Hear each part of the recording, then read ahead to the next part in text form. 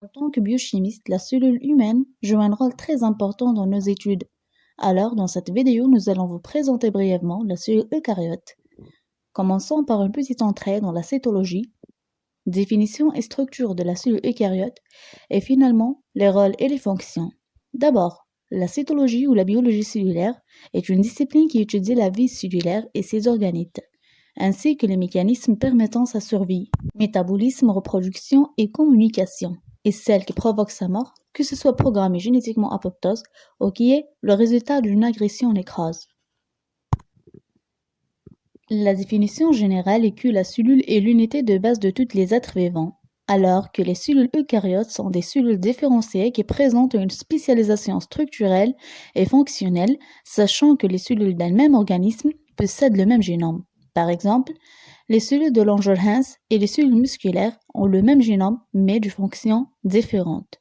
Aussi, elles ont un vrai noyau limité par l'enveloppe nucléaire et qui contient le matériel génétique sous forme d'ADN et un cytoplasme hautement structuré contenu de nombreux organites spécifiques.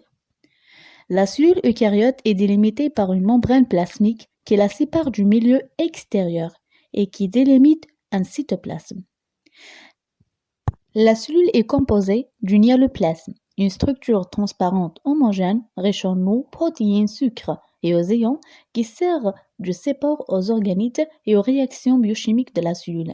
La protoplasme ou la morphoplasme compose du noyau et du sol. Dans la nature, on trouve les cellules eucaryotes comme cellules isolées, colonies ou organismes complexes avec des cellules spécialisées.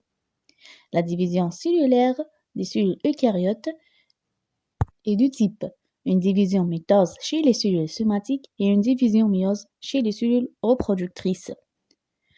Les eucaryotes sont de type multicellulaires, animaux et plantes et champignons, et unicellulaires, ce qu'on appelle les protistes, sont de type animal, amibe et paramycée, végétal, protophyte.